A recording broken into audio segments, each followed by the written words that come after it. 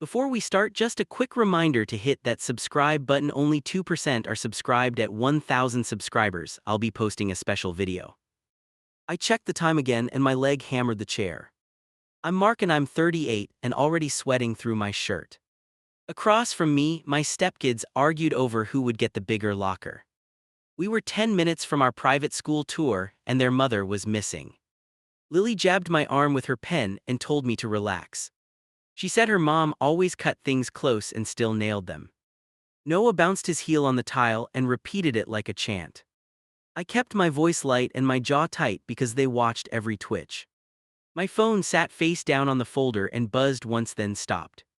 I flipped it over and saw nothing new from her, just junk mail.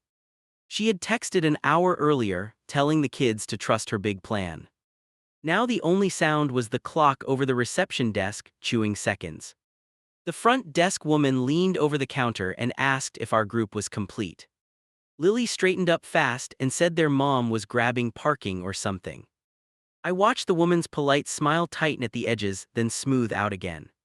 She reminded us the admissions director had another family after us and walked away. Moments like that always made me aware that I was the step-parent. I handled signatures and bills, but I was not the one they defended first. Lily kept glancing at the entrance like her mom might burst through any second. If I suggested starting without her, I knew I would be the villain. Noah nudged my folder closer and whispered about scholarship interviews and tuition numbers and dreams. He said his mom knew people here and would make this easy for everyone. Lily nodded fast and asked if I was nervous about talking money with the director. I told her I was fine and my voice cracked halfway through the word. Money always entered these rooms before I did, even when nobody said the word yet. The forms in front of me asked about income and assets in small, sharp lines. There were blank spaces for both households and I left half of them empty on purpose. I told myself we would fill them in together once she actually showed up. 10 more minutes passed and the receptionist came back with that strained, helpful tone again. She said the director could start now, or we might need a new date entirely. Lily shot me a look like I had scheduled this whole disaster on purpose. I told the woman we would just call their mom real quick, and I stood up. My thumb hovered over her name because I already knew how this would feel. I hit call and put it on speaker so the kids could hear every excuse. She answered on the third ring with bright music behind her and a breathless laugh. "Oh my God, traffic is insane, just stall them a bit, baby, I am almost there." Lily relaxed at that sound and mouthed "see" while Noah grinned at the phone. I asked her how far almost was because the director had a schedule and we did not. She dropped the laugh and told me not to start acting difficult in front of her children. The word "her" snapped and hung there while the kids studied my face like a verdict. I told her the school needed both adults for the aid meeting, and we were almost out of time. She sighed hard, then promised she would talk to them separately if we screwed this up somehow. I knew that meant she would blame me later, and still I told the kids she was close. They brightened while the receptionist watched us from the desk, and I could already feel the hole forming. Looking back, that was the moment I should have stopped the whole thing and walked out. I could have told them, "Sorry, this is too messy for one morning, let us regroup." Instead, I stayed in that lobby and tried to manage everyone like a one-man damage control team. The kids clung to the promise she fed them, and I clung to the paperwork in my hands. The admissions director appeared at the doorway and called our last name with a patient, tight smile. Behind him, an office waited with a conference table and a stack of forms ready. He asked if their mother was parking now or joining by video, and his eyes moved to me. Lily answered for us and said she was on her way, and I just nodded like backup. We followed him down the hallway, and every step felt like signing something I had not read. I told the kids their mom would slip in and impress everyone, which sounded brave in my head. Really, I was building a story for them and for the school and for myself just to keep moving. I had no idea that promise in the hallway would blow up our whole year once the emails started. A week after the tour, I opened the admissions portal again. Warning messages covered the screen and my stomach tightened before I read anything. Lily leaned over my shoulder, already asking if her mom had talked to them. They had both decided she would handle every money detail and I would just sign. Noah pulled out his phone and opened their group chat before I answered. Little hearts kept popping up next to her name as they scrolled through old promises. She had sent hem clips and jokes all week and avoided me completely. I watched their faces loosen with every new sticker while my own jaw locked harder. Her message finally hit my phone while they argued about after-school clubs again. Forward your last 2 tax returns, I will upload them for financial aid. No greeting, no question, just that one line like I was an attachment. Across the table, Lily squealed because her phone buzzed too, and she assumed progress. What she sent them looked totally different, and that part still annoys me. Screenshots of the school homepage and a caption about doors finally opening for them. She told them she was grinding through boring adult forms so they could relax. They yelled thank you into their phones while my own notification stared back in silence. You know she needs my numbers for those forms, right? I kept my tone light. Lily shrugged and said yeah, obviously, like I had pointed out gravity or breathing. Noah told me not to stress because his mom had scholarships figured out already. Listening to them, I knew if anything went sideways, my name would land first. When my wife walked in from work, I handed her the phone without talking. She read the request once, exhaled, and asked if I had already told the kids. I explained how excited they looked and how little room that left me to push back. We stared at each other a second too long and both knew we were cornered. She asked what I wanted to do, and I hated that question right then. If I refused, the kids would hear one version and believe it without even trying. If I agreed, I was relying on someone who kept dodging responsibility whenever things got hard. In the end, I opened our files because fear of being the obstacle won. My wife started the scanner and I entered her email address into the send line. We both double-checked the attachments like that would somehow control what happened next. Before pressing send, I typed a short note asking to review anything before submission. That was my tiny attempt at boundaries, and I honestly thought it might work. Her reply arrived less than a minute later, and every word felt rehearsed already. Thank you, I will handle everything from here. The school prefers one contact for aid. She added that the kids were stressed and did not need conflicting instructions right now. Reading that, I realized she had already framed me as the potential problem before anything happened. Of course, a second later, Lily and Noah ran in yelling that their mom was amazing. Apparently, she told them she had just secured priority consideration and they were special cases. They were jumping around our kitchen while the portal on my laptop still showed missing pieces. I closed the screen because explaining that mismatch would only sound petty and jealous to them. Later, I realized that evening was when I handed her the story she wanted to tell. She held every number, every document, every excuse she would later need in one place. I convinced myself we were a team working toward the same future for the kids. Really, I had just given her the tools to pin the fallout on me when the deadline hit. On Friday afternoon, I jabbed refresh on the school account again. The deadline countdown ticked under a big incomplete banner, and my throat went dry. I cleared the screen and opened it once more like that would change anything. Even then, I still believed this was just a glitch I could outrun. My wife stepped into the doorway and asked if it finally showed submitted. I shook my head and moved the laptop so she could see the red alert. She folded her arms and asked if their mom had checked in at all.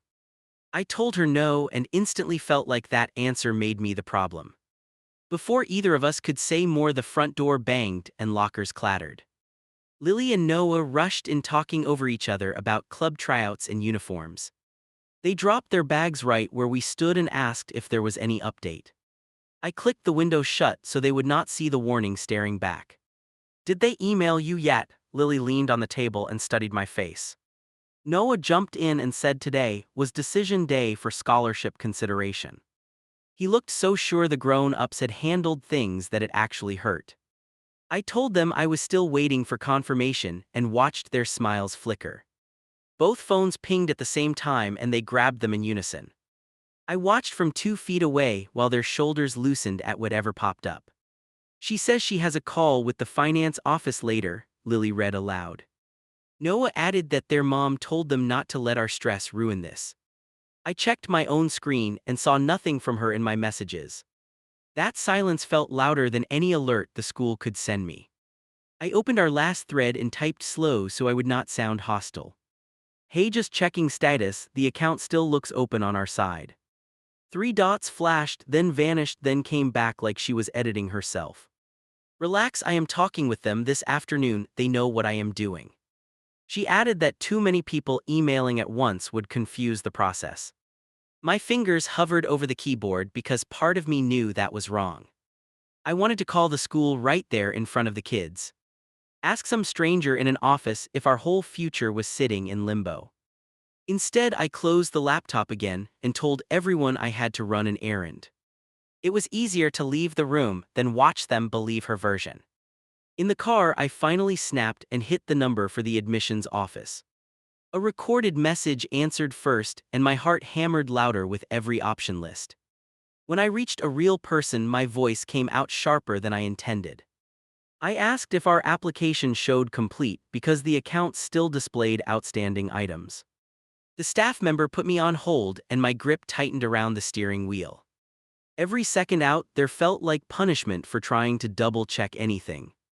When she came back, her tone had that cautious, careful edge that means trouble. She explained that the aid review had been paused after a conversation with the mother. Paused was not a word I expected to hear that afternoon. I asked what that even meant and if something was missing from our documents. She hesitated, then said they did not want to get between parents over finances. My stomach flipped because I knew exactly whose shadow I was standing in. I drove home with that one word echoing louder than the radio. Paused meant someone had pushed a button and given a reason convincing enough. I promised myself I would not blow up in front of the kids again. At that point, I still thought maybe she had just misunderstood some policy. When I walked back inside, Noah was in the hallway with his backpack on. He announced that their mom had invited them over early to celebrate good news. Lily waved her phone and said the school was basically a sure thing now. I forced a smile while my brain replayed paused in that careful office voice. My wife caught my eye over their heads and mouthed anything. I shook my head once because I honestly did not know what to say yet. If I told them what I heard, they would run straight to her version. So I helped them gather their stuff and watched them bolt toward her car. The house went quiet fast after they left, and that calm felt fake. My wife asked what the office told me, and her hand already gripped the counter.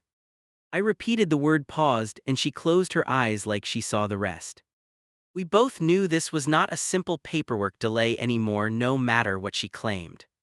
An hour later, my email dinged with a new message from the school domain. Subject line said updated status regarding application, and my pulse jumped. I opened it and the first sentence hit harder than anything all week. Per your household's decision not to contribute tuition under current custody terms, we cannot proceed. For a second, I honestly thought they had sent that to the wrong person. I read it twice out loud, and it still sounded like some upside-down joke. My wife stared at the screen and asked when we had ever said that. The answer, of course, was never, which meant someone else spoke for us. At the bottom, the staff member referenced an earlier email from their mother for clarity. I replied immediately and asked to see what had been written on our behalf.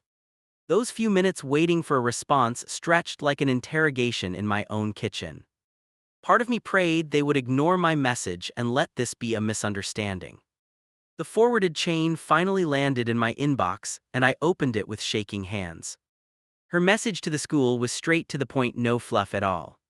She wrote that I refused to pay a cent unless legal custody shifted in her favor. She framed herself as the only parent trying to secure aid while I blocked opportunities. Reading my own life summarized like that knocked the air out of me. It was neat, concise, and completely opposite from every late payment I had covered. I wanted to throw something through the wall or drive to her place immediately. Instead, I forwarded the email to my wife and stared at the blinking cursor. Before I could decide what to write, my phone exploded with notifications from the group chat. Screens of crying emojis and long rants about betrayal filled the screen in seconds. She had reached them first again and given them her spin before we said anything. By the time I typed a single line, they were already calling me a liar. Lily slammed her bedroom door so hard a picture on the wall tilted. Noah flinched, then glared at me like I had done it myself. "You told the school on me," he said, cheeks bright and eyes wet. In his mind, I had marched down there just to ruin their shot. "I asked for a meeting to clear things up," I answered slower than I felt. He folded his arms across his chest and leaned back like a tiny attorney. "She says you arrest her and now they hate our family," he threw the words. Every sentence from him sounded copied straight from her texts with my name pasted in. My phone buzzed on the counter with an unknown number, and I grabbed it. The counselor introduced himself and thanked me for reaching out about the conflicting information. He explained they preferred to resolve anything important with everyone present in the same room. By the end of that call, we had a joint meeting set for Monday afternoon. When I hung up, my wife watched my face and tapped the table with one finger. "Was there any way to avoid that?" she asked, voice low and tired. I shrugged because every path we had led through her chaos somehow. Either we kept quiet or we sat in front of staff while everything cracked open. The group chat lit up before I could explain the plan to the kids. She announced that the school demanded a conference because I refused to cooperate. Lily stormed back into the kitchen, waving her phone like proof of a crime. "What did you tell them about her?" she asked, shoulders shaking with anger. I wanted to defend myself point by point and drag the emails out. Instead, I said one sentence that felt like walking onto a tightrope. "We are going in together so everyone hears the same thing at once." They both stared at me like I had invited them to watch a public execution. Monday came fast and nobody really talked during the drive to campus.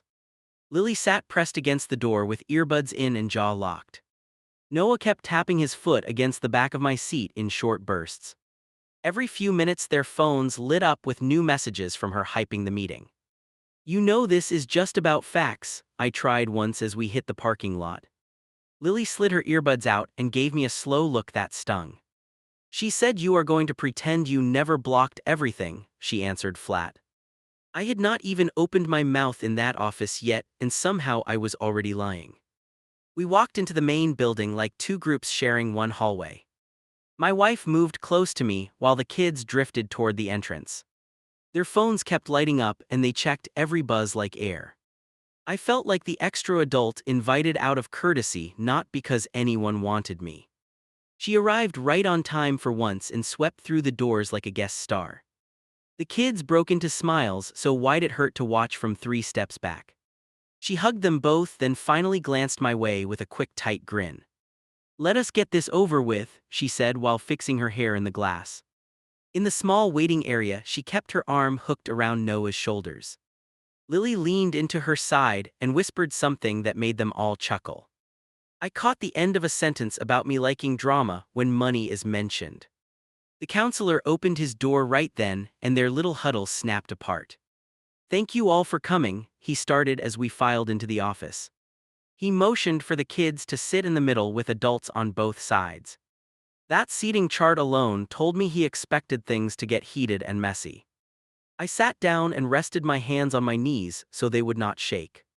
Another staff member joined us and opened a laptop on the table without greeting. The screen faced the counselor, and he turned it slightly so everyone could see. "I want to walk through the communication record so there is no confusion," he said. Her fingers started tapping against her leg, and the sound hit me like a drum. He pulled up the first email where I had asked to review any submission.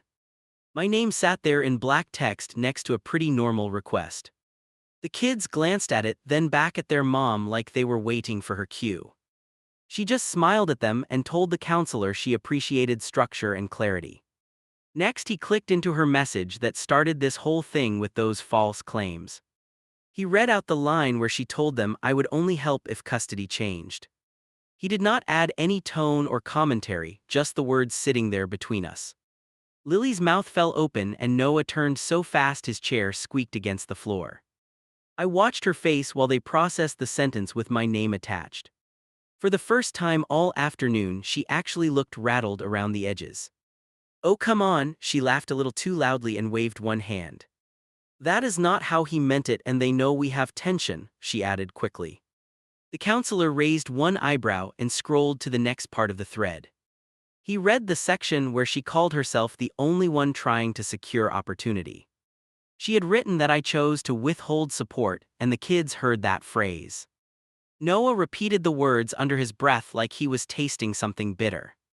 I never wrote those ideas to you, I said, finally leaning forward on my chair. I sent you our documents the minute you asked and asked to be copied. My voice shook once, then steadied as I listed each step in order. It felt less like defending myself and more like trying to stay visible in the room. She jumped in fast before the counselor could respond and reached for Lily's hand.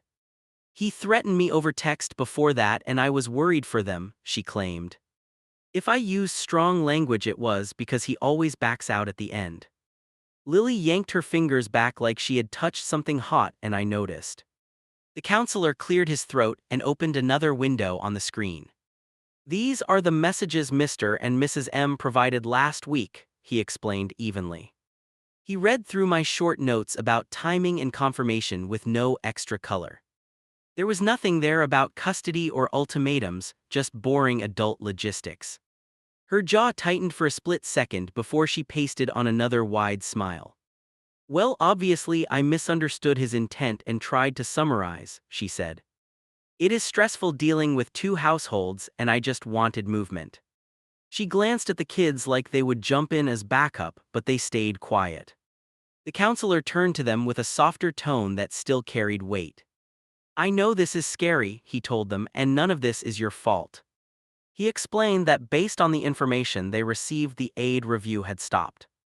Both of them went very still like they had just stepped off something solid.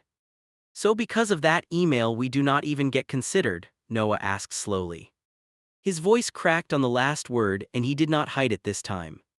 The counselor nodded once and said they could revisit things next year with clear communication.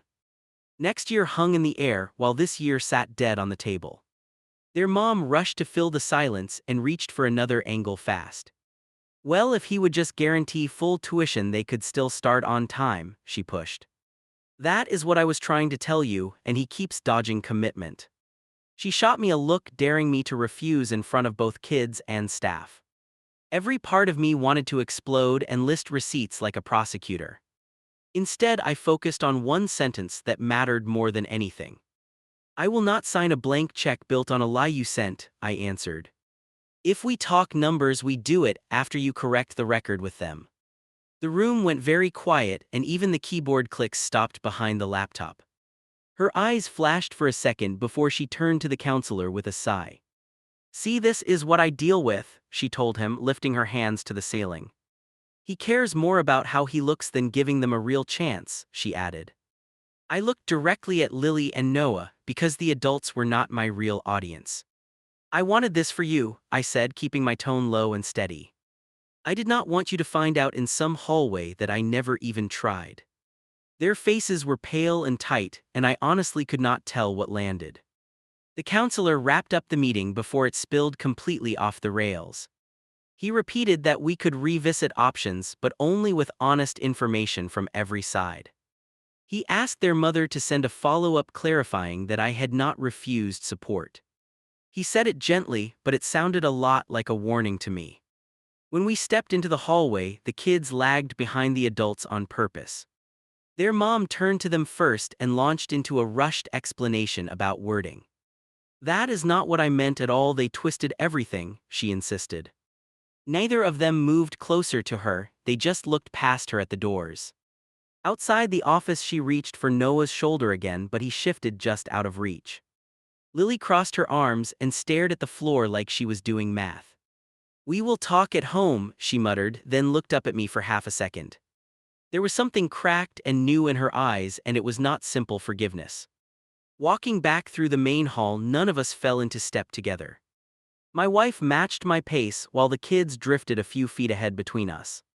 Their mom peeled off toward the parking lot alone, still typing furiously on her phone. For the first time since this started, the kids did not follow directly behind her. Car doors thudded shut and nobody reached for the radio.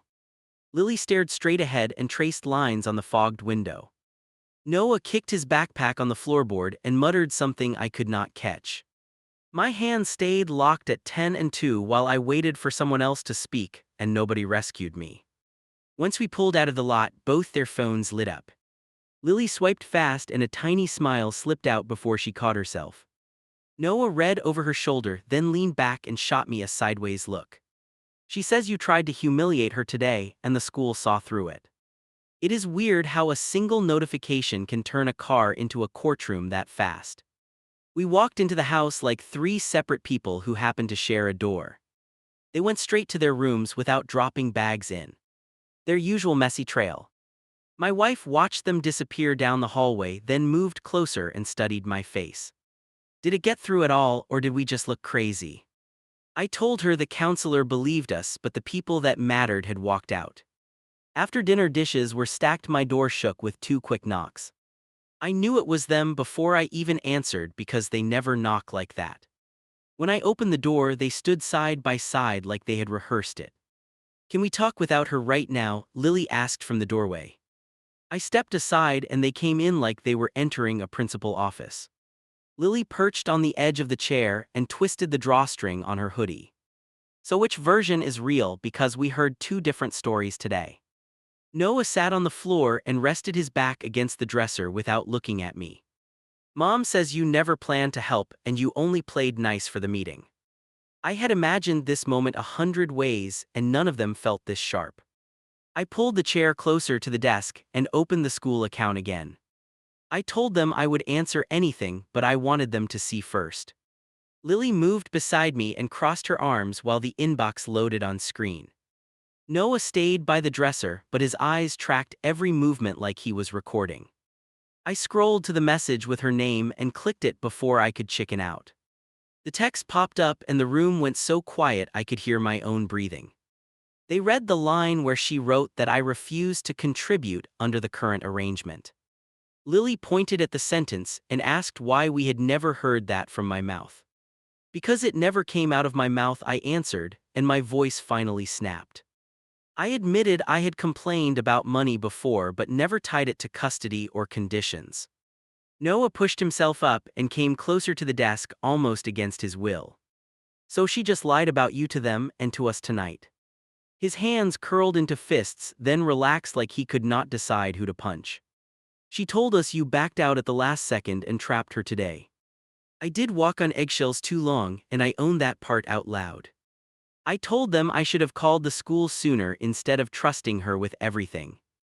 I told them I should have dragged us all into one room much earlier. What I would not accept was being turned into the villain who killed their chances. I reminded them that help is different from surrender, and I had finally learned that. I half expected them to defend her again, and part of me almost wanted that. "So we're just not going now, and that is it then." I told her the window closed for this year, and my chest clenched as I said it. "Maybe next cycle if we present one clear plan and nobody freelances behind the scenes." Noah laughed once with no humor and asked what school even meant if you cannot trust adults. I did not have a smart answer, so I told him I was still figuring that out. Lily shifted her focus from the screen to me like she was studying a stranger. "Did you want us at that school, or did you just want to win against her?" That one hit deeper than any comment in the office, and she knew it instantly. I told her I wanted them there because it fit them, not because of their mother. But I also admitted my ego got tangled up once accusations started flying, and that scared me. Owning that out loud felt worse than any number on a tuition line. Noah stepped back again and rubbed his face like he was wiping the whole day off. "I am not blocking her number," he said, "but I am muting her for a while." Lily nodded slowly and said she was tired of hearing two stories every time something important happened. She wanted screenshots from both homes if money or school came up again, with no exceptions. I agreed right there because it was the first boundary they had ever set on their own. Later, after they finally went to bed, my wife and I sat in the living room. She asked if I felt better now that the truth was out in the open. Part of me did, and part of me felt like I had just watched them lose something huge. We could not give them that campus now no matter how responsible we suddenly became. I told her the only thing we could still control was not lying to cover our own fear. After she went upstairs, I stayed with my laptop glowing in the dark room. The email thread with the school sat open next to a blank browser tab. I created a new account name, then opened Reddit and started describing the mess. Every sentence felt like evidence and confession at the same time, and I kept going. I wanted strangers to say whether I protected them or torched their chance just to stand my ground. I keep picturing them reading this one day when they are older. Maybe they will call me a coward for not forcing the tuition through anyway. Maybe they will thank me for refusing to play along with her version just to keep the peace. Right now I'm a step-parent on the internet asking strangers if I ruined everything or did one thing right.